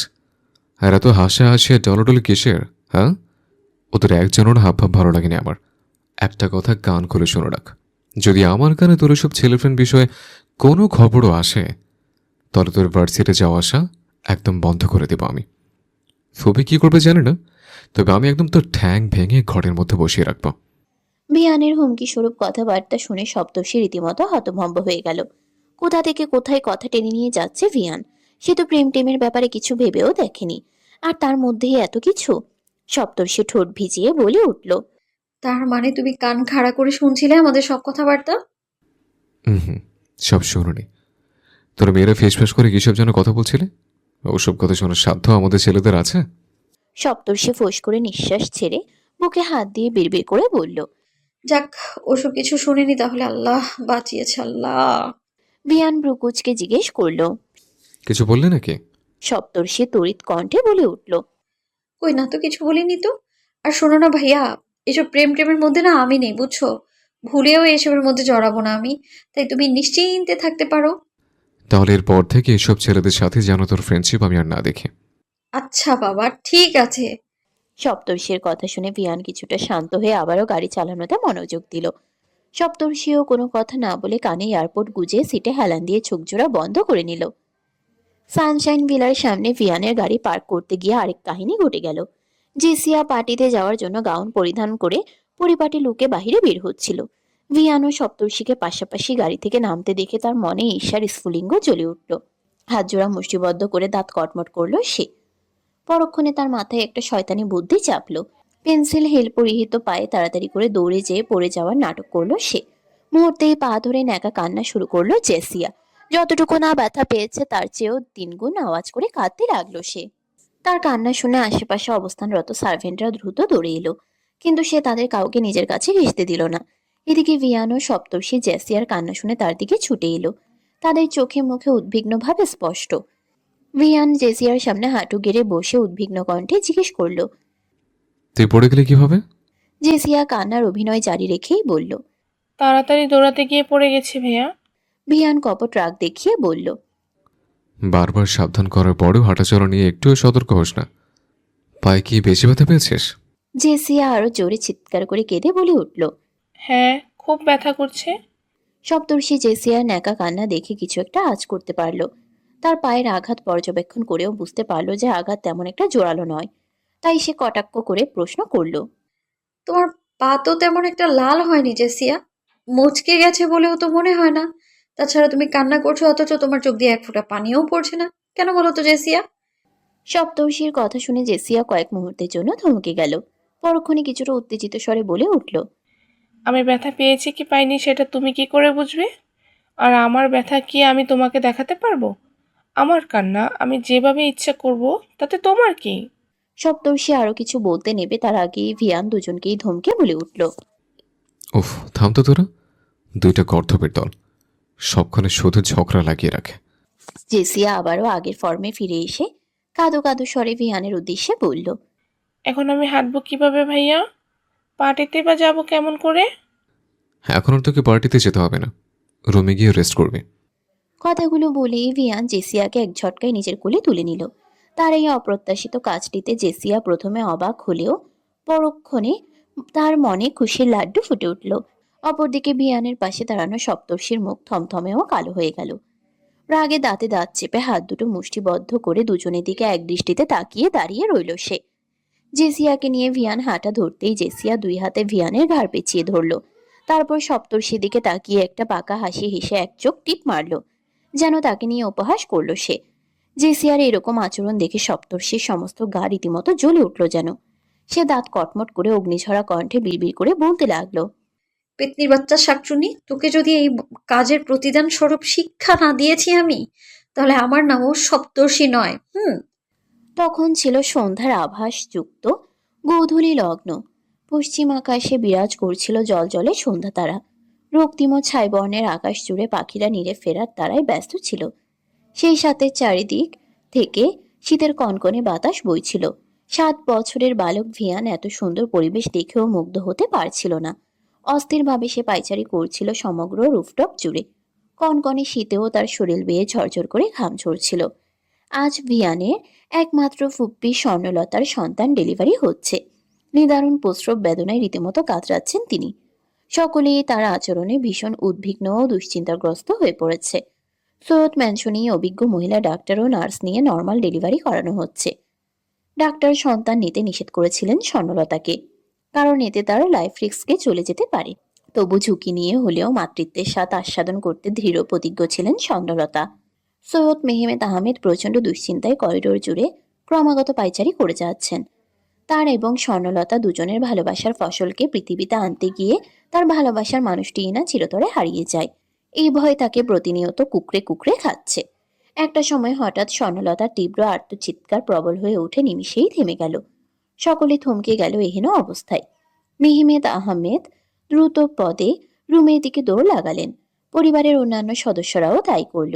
আর ভিয়ান তো রীতিমতো পাগলের মতো ছুটে সিঁড়ি বেয়ে নিচে নামলো। হাঁপানির রোগীর মতো শ্বাস টানতে টানতে অবশেষে পৌঁছে গেল তার ফুপির রুমে। রুমের ভেতরে ঢুকে প্রথমেই ভিয়ানের দৃষ্টিগোচর হলো অনিন্দ সুন্দর ফুটফুটে ও কোমলতায় আচ্ছাদিত ছোট্ট নাজুক দেহের এক শিশুকন্যার উপরে। আবছা হলদেটে আলোয় সেই শিশু কন্যাকে অপ্সরীর মতো সুন্দর লাগছিল। শ্বেত পদ্মের ন্যায় ধবধবে ফর্সা তার গায়ের রং, ছোট ছোট চোখের মণি দুটো গাঢ় নীল বর্ণের। ভিয়ানের দিকে গোল গোল ও প্রসারিত দৃষ্টিতে তাকিয়ে রয়েছে সে, আর থেকে থেকে চিৎকার করে করে কেঁদে উঠছে। শিশুটিকে একে একে পরিবারের সকলে কোলে নিচ্ছে, তবুও তার কান্না থামার কোনো নামগন্ধ নেই। এদিকে স্বর্ণলতা অচেতন হয়ে বিছানায় পড়ে আছেন। ভিয়ান তখনও মোহগ্রস্তের নেই পলক্ষহীন দৃষ্টিতে শিশুটির ছোট্ট দেহা অবয়বের দিকে তাকিয়ে রয়েছে। এক সময় সাদা ও পরিষ্কার তোয়ালে পেঁচিয়ে তাকে ভিয়ানের কোলে দেওয়া হলো। শিশুটি তার কোলে আসতেই বড় বড় চোখ করে তার দিকে খানিকক্ষণ তাকিয়ে রইল। ধীরে ধীরে তার কান্না থেমে গেল। সকলে বিস্ময় ভরা দৃষ্টিতে দৃশ্যটা অবলোকন করল। ভিয়ান হঠাৎ ঘর থেকে বেরিয়ে এসে শিশুটির দিকে গভীরভাবে দৃষ্টিপাত করল। তার হাত দুটো থরথর করে কাঁপছে। এদিকে ভিয়ানের তর্জনী আঙ্গুলে তার ছোট্ট নরম তুলতুলে হাত দিয়ে পেঁচিয়ে রেখেছে শিশুটি। তারপর অপলক দৃষ্টিতে ভিয়ানের দিকে তাকিয়ে থাকতে থাকতে হঠাৎ করে নির্মলভাবে হেসে ফেলল সে। ভিয়ানের সাথে সাথে পরিবারের সকলেই এতে অবাক হলো, সেই সাথে ভীষণ আনন্দিতও হলো। পরবর্তীতে স্বর্ণলতার ইচ্ছেতে শিশুটির নাম রাখা হলো সপ্তর্ষি, আর ভিয়ান নাম রাখলো সন্ধ্যাবতী। গোধূলি বেলা ও সন্ধ্যার মাহেন্দ্রক্ষণে তার জন্ম হয়েছিল বিধায় এই নাম রাখা হয়েছে তার। ভিয়ানের সন্ধ্যার আকাশের সন্ধ্যা তারা। এরপর সপ্তর্ষি 2 বছর হওয়া পর্যন্ত ভিয়ান তাদের বাড়িতেই থেকে গিয়েছিল। শত চেষ্টা করেও তার বাবা মা তাকে ঢাকায় ফেরাতে পারেনি। সেখানে থেকেই পড়াশোনা করত সে। তবে তার মূল উদ্দেশ্য ছিল সপ্তর্ষির সঙ্গ, প্রতিটা মুহূর্ত প্রতিটা ক্ষণ তার সাথে সময় কাটানো। ছোট্ট সপ্তর্ষির দেখাশোনা করা থেকে শুরু করে তাকে সারাক্ষণ কোলে নিয়ে রাখা, ব্রেস্ট ফিডিং করানো বাদে অন্যান্য বাচ্চাদের খাবার খাওয়ানো, স্বর্ণলতার সাথে গোসল করানোতে সাহায্য করা, তাকে সারাক্ষণ দেখে শুনে রাখা ইত্যাদি করত সে। সপ্তর্ষিকে অন্য কারো কোলে বেশিক্ষণ থাকতে দিত না ভিয়ান। এভাবে সপ্তর্ষি যখন 5 বছর বয়স হলো তখন সহজাত ছোট বালিকাদের মতোই সে তার থেকে কয়েক বছরের বড় একটা ছেলের সাথে খেলাধুলা করত। তবে জ্ঞান হওয়ার পর থেকে ভিয়ানের ভীষণ ভক্ত ছিল সে। ভিয়ান অন্য ছেলেদের সাথে তার মেলামেশার ব্যাপারটা পছন্দ করত না, এই জন্য বারবার তাকে নিষেধও করত সে। সপ্তর্ষি মিশবে না বলেও ছেলেটার কথাই গলে গিয়ে বন্ধু হিসেবে বারবার তার সাথে খেলতে চলে যেত। ছেলেটি বিভিন্ন বাহানায় তার গায়ে ঢলে পড়ত, তার শরীরে স্পর্শ করত। অবুঝ সপ্তর্ষি সবটা বুঝতে না পারলেও তার অমন স্পর্শ ভালো লাগতো না। একদিন ভিয়ানের ব্যাপারটা দৃষ্টিগোচর হয়। এজন্য ভিয়ান একদিন প্রচন্ড রেগে গিয়ে ছেলেটিকে মেরে প্রায় আত্মরা করে ফেলে। আর সপ্তর্ষিকে বদ্ধ ঘরে নিয়ে গিয়ে বাঁশের কঞ্চি দিয়ে অনেক মেরেছিল। সপ্তর্ষি কান্না করেছিল বলে তার মুখ চেপে ধরেছিল। রাগে হিতাহিত জ্ঞান শূন্য হয়ে সে কি করছে না করছে কিছুরই খেয়াল ছিল না। সপ্তর্ষির কাকুতি মিনতি ও করুণ কান্না তাকে সেদিন ছুঁতে পারেনি। অবশেষে প্রচন্ড শারীরিক ব্যথায় কাহিল হয়ে সপ্তর্ষি যখন অজ্ঞান হয়ে পড়ে তখন ভিয়ানের হুঁশ ফিরে। নিজের কাজে নিজেই হতভম্ব হয়ে যায় সে। তীব্র অনুশোচনায় দগ্ধ হয়ে সপ্তর্ষিকে বুকে আগলে নিয়ে হাওমাও করে কেঁদেছিল সে। সপ্তর্ষির আঘাতপ্রাপ্ত স্থানগুলোতে কোমল হাতে ছুঁয়ে আদর করে দিয়েছিল, অজস্র চুমো খেয়েছিল সেগুলোতে। কিন্তু অচেতন সপ্তর্ষি সেসবের কিছুই টের পায়নি। সেদিনের ঘটনা ভিয়ানের আপন নানি মারজান সিদ্দিকা ছাড়া আর কেউই টের পায়নি। ভিয়ানের দোষ ঢাকতে তিনি অনেক টালবাহানা দিয়ে আসল ঘটনা ধামাচাপা দিয়ে ফেলেন। সপ্তর্ষি বাঁশঝাড়ের অসংখ্য বাঁশের মাঝে পড়ে গিয়ে এরকম আঘাত পেয়েছে বলে পরিবারের সবাইকে জানান। সকলে তার কথা পুরোপুরি বিশ্বাস না করলেও আসল ঘটনা না জানাতে কিছুই বলেনি তারা। তারা সপ্তর্ষিকে নিয়ে ব্যস্ত হয়ে পড়েন। জ্ঞান ফিরলে তিনি সপ্তর্ষিকেও অনুরোধ করেন এই কথা যেন কাউকে না বলে, যার ফলে আজগবি ভূতের ভয়ও দেখান। সপ্তর্ষি তখন থেকে অনেক চুপচাপ হয়ে যায়, আর ভিয়ানকে তার কৃতকর্মের জন্য কঠোরভাবে শাসান তিনি। সপ্তর্ষির কাছ থেকে দূরে থাকতে বলেন। অনেক মারও মেরেছিলেন তাকে, কিন্তু ভিয়ান একটা টু শব্দও করেনি। সেদিনের ঘটনার পর থেকে সপ্তর্ষি আর কোনোদিন ভিয়ানের সামনে যায়নি। বারংবার বিভিন্নভাবে তাকে এড়িয়ে চলেছে। ভিয়ান কখনো সামনে পড়ে গেলে প্রচন্ড ভয় পেয়ে দূরে চলে যেত সে। এতে ভিয়ান কষ্টের পাশাপাশি প্রচন্ড অনুশোচনায় দগ্ধ হতো। এরপর থেকে তার মনে দৃঢ় বিশ্বাসের জন্ম হয়ে গিয়েছিল যে সে সপ্তর্ষির কাছাকাছি থাকলে তার অনিষ্ট সাধন হবে। এজন্যই নিজেকে তার থেকে বহু দূরে নিয়ে যায় সে। হাজার কষ্ট হলেও ঢাকায় ফিরে যায় ভিয়ান। সপ্তর্ষিকে ছাড়া অনেকগুলো দিন প্রবল বিষণ্ণতায় কেটেছে তার। পরবর্তীতে তার কাছাকাছি সপ্তর্ষি যেন কখনো আসতে না পারে সেজন্য তার সাথে দেখা হলেই কঠোর আচরণ করত সে। তবে সপ্তর্ষির প্রতি ছোটবেলার মতো তার দখলদারিত্বময় স্বভাব ও আসক্তিটা এখনো যায়নি, হয়তো কখনো যাবেও না। ইজি চেয়ারে হেলান দিয়ে বসে স্মৃতির পাতা থেকে একবার ঘুরে এসে আপন মনে এইসব ভাবছিল ভিয়ান। কখন যে তার চোখ দুটো অশ্রুসিক্ত হয়ে পড়েছে সে টেরই পেল না। মেয়েটা হয়তো অতীতে সেই ঘটনাটা এখন ভুলে গিয়েছে, কিন্তু সে তো ভুলতে পারেনি আজও। সপ্তর্ষি দূরে থাকলে তাকে কাছে পেতে ইচ্ছে হয়, আর কাছে থাকলে দূরে সরিয়ে দিতে ইচ্ছে হয়। হৃদয়ের এই জটিলতা থেকে ভিয়ান একদমই বেরিয়ে আসতে পারছে না। হঠাৎ করে রুমের দরজায় নখ হতেই ঘোর ভাঙল ভিয়ানের। চোখ দুটো ভালোভাবে মুছে নিয়ে কণ্ঠ পরিষ্কার করে গম্ভীর স্বরে উচ্চারণ করল। ভেতর আয় বিচ্ছু। সপ্তর্ষি দরজার কাছে ইঁদুরের মতো মাথা উঁচিয়ে এতক্ষণ যাবৎ ভিয়ানকে পর্যবেক্ষণ করছিল। ভিয়ানের তাকে বলা বিচ্ছু ডাকটা সে ভালোভাবে শুনতে পায়নি। তবে ভিয়ানের মুখ থেকে ভেতরে আসার কথা শুনে সে দ্রুত পায়ে রুমের ভিতরে প্রবেশ করল। তারপর অন্ধকারাচ্ছন্ন রুমটায় লাইট অন করে দিল সপ্তর্ষি। ভিয়ানের সামনাসামনি দাঁড়িয়ে অবাক কণ্ঠে জিজ্ঞেস করল। তুমি কিভাবে বুঝলে বাইরে আমি দাঁড়িয়েছিলাম? ভিয়ান বনিতা না করেই বলল। কারণ তোর শরীর থেকে এত বিচ্ছের গন্ধ বের হচ্ছিল যে কয়েক গজ দূরে থেকেও সে গন্ধ পাওয়া যাবে। সে গন্ধ শোকে শোকে আমি বুঝে নিয়েছি যে তুই এসছিস। মুহূর্তেই সপ্তর্ষির হাসি হাসি মুখখানা কালো হয়ে গেল। সে চোখ মুখ খিচে মুখ ভেঙচি কেটে বলল। মোটেও আমার শরীর থেকে বিচ্ছিরি গন্ধ বের হয় না। তোমার নাকে সমস্যা আছে বুঝলে। তাছাড়া তোমার শরীর থেকে যে ইঁদুর মরা গন্ধ বের হয় সেই কথা কখনো বলেছি আমি? ভিয়ান ভ্রু কুচকে জিজ্ঞেস করল। সকাল সকাল কি ঝগড়া করা পায়তারা নিয়ে আমার রুমে এসছিস? এমন নিয়ত থাকলে রুম থেকে বের হয়ে এক্ষণে। আমি অফিস যাব। তোর মতো মাথা মোটা কথা শুনে শুনে আমার সুস্থ স্বাভাবিক মাথাটা খারাপ করতে চাই না। সপ্তর্ষি দাঁতে দাঁত চেপে বলল। বই গেছে আমার তোমার সাথে কথা বলতে। আর ঝগড়া তো প্রথমে তুমি শুরু করেছো। আর শোনো, তুমি কি আমেরিকার প্রেসিডেন্ট নাকি জাতিসংঘের মহাসচিব যে তোমাকে আমার এত গুরুত্ব দিয়ে কথা বলতে হবে? বই গেছে আমার। ভিয়ান ফোঁস করে একটা নিঃশ্বাস থেকে সপ্তর্ষির হাতের দিকে তাকাতেই লক্ষ্য করল সেখানে একটি নোট খাতা ও কলম ধরে রাখা। এদিকে সপ্তর্ষি রেগে বের হয়ে যেতে নিতেই ভিয়ান তাকে আটকে দিল। খাতা কলম নিয়ে এসছিস কেন? সপ্তর্ষি টেডি স্মাইল দিয়ে বলল। খাতা এনেছি সেগুলো ছিঁড়ে ছিঁড়ে কাগজের নৌকা বানাবো বলে। আর কলম এনেছি তোমার হাতে পায়ে নকশা এঁকে দেওয়ার জন্য। সেগুলো করব কি? ভিয়ান ভ্রু উঁচিয়ে বলে উঠল। তুই কি একটা কথাটা সোজা সোজা উত্তর দিতে পারিস না? সবসময় তেরো উত্তর দিতে হবে? আসলে অনেকদিন যাবৎ আমার হাতে মার খাস না তো, এজন্যই ঘাড়ের রগ অনেকটা তেরা হয়ে গিয়েছে। নিয়মিত আমার হাতে মার খেলে দেখবি আবার আগের মতো একদম সোজা হয়ে গেছিস। কথাগুলো বলে ভিয়ান উঠে দাঁড়ালো। কাবার থেকে জামা কাপড় নিয়ে ওয়াশরুমের উদ্দেশ্যে পা বাড়াতেই হঠাৎ করে পিঠে খুব জোরালো দুটি চিমটি অনুভব করলো সে। যেন মাংস খুবলে নিয়েছে এমন বোধ হচ্ছে। না তাকিয়েই ভিয়ান বুঝতে পারলো কার কাজ এটা। তার গুণবতী রূপবতী আর সন্ধ্যাবতী ছাড়া এমন মহান কাজ আর কেউ করতেই পারে না। সপ্তর্ষি দৌড়ে ছুট লাগানোর আগেই ভিয়ান প্রচন্ড রেগে গিয়ে তার চুল টেনে ধরল। সপ্তর্ষি থমকে গিয়ে চোখ মুখ খিচে আউচ শব্দ করে উঠল। ভিয়ান চুলের সাথে সাথে তার কানও টেনে ধরে তাকে তার সামনে এনে দাঁড় করালো। তারপর চোখ মুখ লাল করে সপ্তর্ষির মুখের দিকে তাকালো। সপ্তর্ষি চোখ পিটপিট করে খুলতে চাইলেও ভয়ে আর পুরোপুরি খুলে তাকালো না। কেবল অসহায় মুখভঙ্গি করে ভিয়ানের সামনে হাত দুটো জোর করে রইল। অর্থাৎ তাকে যেন এবারের মতো ছেড়ে দেওয়া হয় এই প্রার্থনা করছে সে। ভিয়ান দাঁত কটমট করে বলে উঠল। বিচ্ছু শয়তান কোথাকার! শয়তানাকে শয়তান না করে তোর মধ্যে শয়তানের গুণগুলো দিয়ে দিয়েছে, তাই শয়তানের মতো তোকে শিকল দিয়ে জাহান্নামে চৌরাস্তায় বেঁধে রাখা উচিত। সপ্তর্ষি মনে মনে ফুঁসে উঠলেও এই মুহূর্তে সেটা সে প্রকাশ করল না।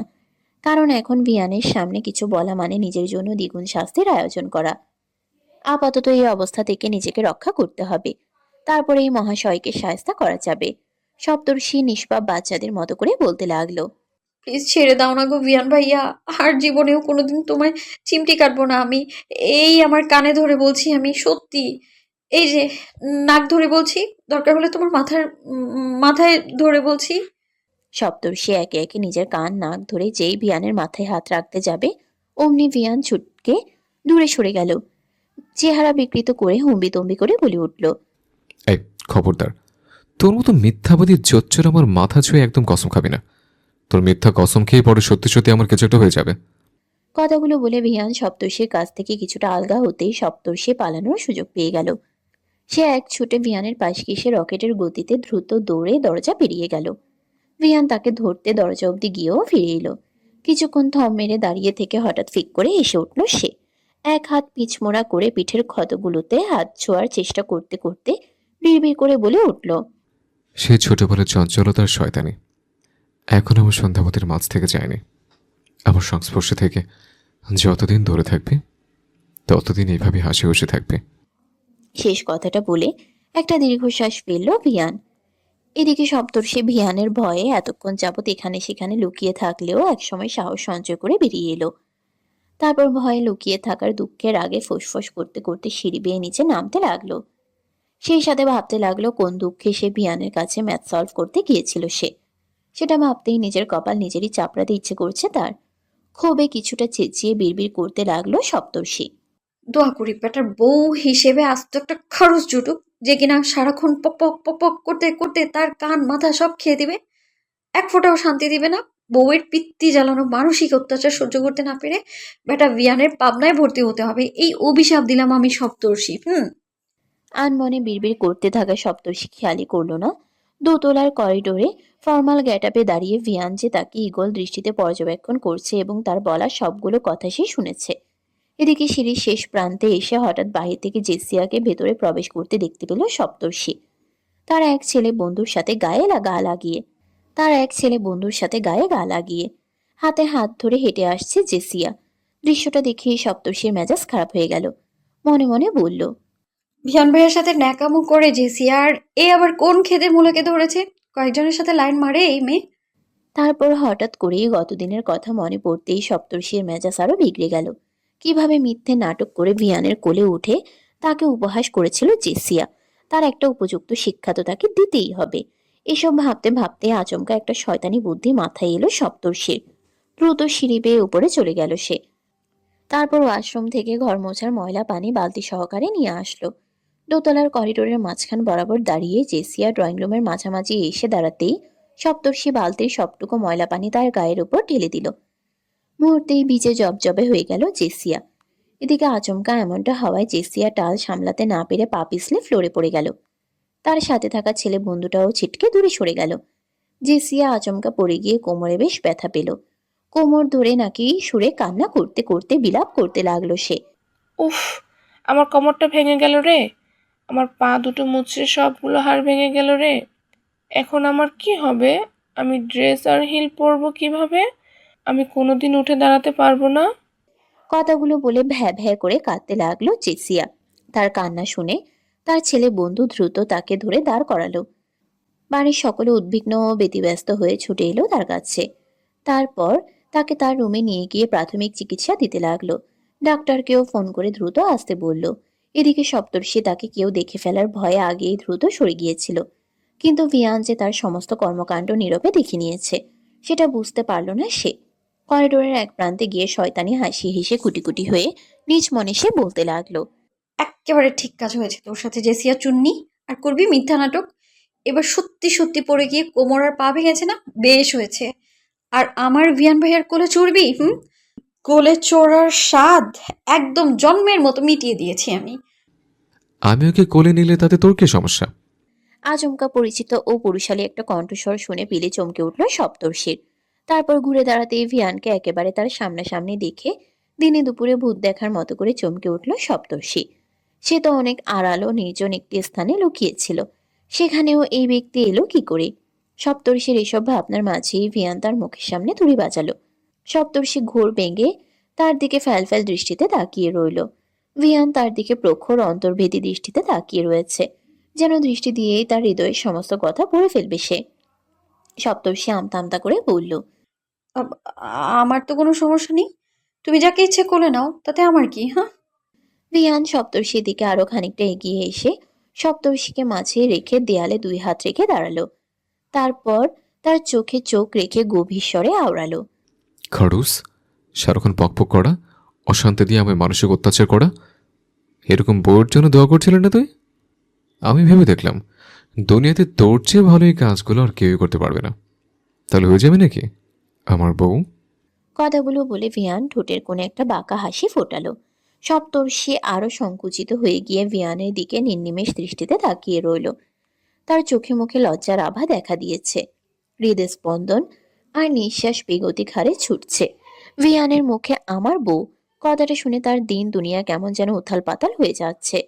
ঠান্ডা আবহাওয়াতেও রীতিমতো ঘামছে সে। সপ্তর্ষি আমতা আমতা করে বলল, আম- আমি কেন আপনার বউ হতে যাব? আপনার মতো মামদো ভূতের সাথে ওই শাকচুনিয়ার পেতনি জেসিয়াকেই মানায়। কথাটা মুখ ফসকে বলে ফেললেও পরক্ষণে মনে মনে নিজেকে নিজে গালমন্দ করতে লাগলো সে। ভিয়ানের আশেপাশে জেসিয়ার প্রতিচ্ছবি কল্পনা করেও সে সহ্য করতে পারছে না। এমনটা কেন হচ্ছে সে নিজেও জানে না। হঠাৎ ভিয়ান হো হো করে হেসে বলে উঠল। এজন্যই বুঝি ওর কোমরের পা ভেঙে দিলে? ভিয়ানের কথা শুনে সপ্তর্ষি বিস্ফোরিত দৃষ্টিতে তার দিকে তাকিয়ে রইল। কয়েকটা শুকনো ঢোকও গিলল সে। ভিয়ান সেসবে পাত্তা না দিয়ে সপ্তর্ষির গোলাপি ও পাতলা ঠোঁট দুটোতে এক আঙ্গুল দিয়ে স্লাইড করতে করতে হাসকি স্বরে বলতে লাগলো। আর আমি তোকে অভিশাপ দিচ্ছি যে তুই যেন আস্ত একটা বদরাগী পসেসিভ সাইকো খাটাস আর প্রোটেক্টিভ একটা হাজব্যান্ড পাস, যেন প্রতিটা মুহূর্তে তোকে এত জ্বালাবে যে তোর জীবনটা জকা খিচুড়ি আর শুটকি মাছের মতো হয়ে যাবে। তখন না পারবি সহ্য করতে, আর না পারবি তাকে উগরে দিতে। Minded baby girl. কথাগুলো বলে ভিয়ান সপ্তর্ষির মুখে আলতো একটা ফু মারল। সপ্তর্ষি চোখ বন্ধ করে নিয়ে আবার খুলে ফেলল। তারপর ভিয়ান সপ্তর্ষিকে হাত দিয়ে একটা লুজার সাইন দেখিয়ে দিয়ে ডেভিল মার্কা হাসি হেসে সেখান থেকে প্রস্থান করলো। সপ্তর্ষি তার যাওয়ার পানে এখনো ফ্যালফ্যাল করে তাকিয়ে রয়েছে। ভিয়ানের কথাগুলো এখনো তার মাথার উপর দিয়ে যাচ্ছে। কিছুক্ষণ থম মেরে থেকে তারপর মুখ ভেঙচি কেটে সে বলে উঠল। শকুনের দোয়া না কখনো গরু মরে না। হাহ। যারা বিরক্ত মুখে তাকিয়ে রয়েছে সাইমের দিকে। সাইম এই মুহূর্তে যারার সামনে তার প্রয়োজনীয় beauty products, skin care products দুই হাত ভর্তি করে নিয়ে অবুঝ বালকের মতো হাসি হাসি মুখে দাঁড়িয়ে রয়েছে। যারা সবচেয়ে বেশি বিরক্ত হচ্ছে সাইমের মুখ থেকে বড় আপু ডাকটা শুনতে শুনতে। যারা একটা দীর্ঘশ্বাস ফেলে সাইমকে পাশ কাটিয়ে চলে যেতে নেবে, ঠিক তখনই সাইম আবারও তার সামনে চলে এসে বিনীত ভঙ্গিতে বলতে লাগলো। দয়া করে জিনিসগুলো নাও বড় আপু, না হলে কায়ান ভাইয়া আমাকে আস্ত রাখবে না। এইসব জিনিস সে আমাকে কিনে দিয়ে তোমার কাছে পৌঁছে দিতে বলেছে, আর তোমার সমস্ত খবরদারি আমায় রাখতে বলেছে। তোমার কখন কি প্রয়োজন সব কিছুর দেখভাল করার দায়িত্ব দিয়েছে আমায়। যারা বিরক্তিতে ফোঁস করে একটা নিঃশ্বাস ছেড়ে হাত ভাঁজ করে বলল। আমি তোমার থেকে মাত্র 2.5 মাসের বড় সায়েম, তবুও আমাকে এমন বড় আপু করছো কেন? আগে তো নাম ধরেই ডাকতে। আর তাছাড়া হঠাৎ আমার প্রতি এত দরদ উঠলো কেন তোমার শুনি? হুম হুম। যারা সাংঘাতিক কিছু বলেছে এমন মুখভঙ্গি করে সায়েম বলে উঠল। এসব কি বলছো তুমি বড় আপু? 2.5 মাসের ছোট হই আর 2.5 দিনের ছোট হই, আমি তো তোমার ছোটই, তাই না? আর তাছাড়া তোমার চাচাতো ভাই হিসাবে আমার তো তোমার প্রতি দায়িত্ব আছে। জেসিয়া যেমন আমার বোন, তুমিও তেমনি আমার বোন। পার্থক্য একটাই, ও আমার আপন বোন আর তুমি আমার চাচাতো বোন। যারা আর কোনো কথা না বলে বিরক্তিতে কপাল কুঁচকে সাইমের হাত থেকে জিনিসপত্রগুলো নিয়ে নিল। না জানি একে কোন ভূত কামড়েছে, যার জন্য এরকম পাগলের মতো ব্যবহার করছে সে। যারা চলে যেতেই সাইম পেছন থেকে বলে উঠল। তোমার পা টেপা অথবা মাথা টেপার প্রয়োজন হলে আমাকে স্মরণ করো বড় আপু। তখন মধ্যাহ্নের সময় আসন্ন। যারা শরীর তেমন একটা ভালো না থাকায় আজকে সে ভার্সিটিতে যায়নি। রান্নাঘরে মা চাচিদের সাথে হাতে হাতে টুকটাক কাজ করছিল যারা। কাজ বলতে নিজের জন্য চাউমিন বানাচ্ছিল সে। পিরিয়ডের সময়টাতে বড্ড বেশি বাইরের খাবার খেতে মন চায় তার, এই জন্য হোম মেড চাউমিন বানাচ্ছে সে। মাংস দিয়ে ঝাল ঝাল করে বেশ সুস্বাদু চাউমিন বানিয়ে ড্রয়িং রুমের সোফায় বসে টিভি দেখতে দেখতে খেতে লাগলো যারা। এখনো ছোটদের মতো টম অ্যান্ড জেরি কার্টুন দেখে সে। ঠিক তখনই কোথা থেকে কায়ান উড়ে এসে তার পাশে ধপ করে বসে পড়ে, খপ করে তার হাত থেকে টিভি রিমোটটা কেড়ে নিল। তারপর চ্যানেল চেঞ্জ করে দিয়ে ফুটবল ম্যাচের একটি চ্যানেল অন করে দিল। যারা তেতে উঠে বিরক্ত ভঙ্গিতে কায়ানের দিকে তাকিয়ে বলে উঠল।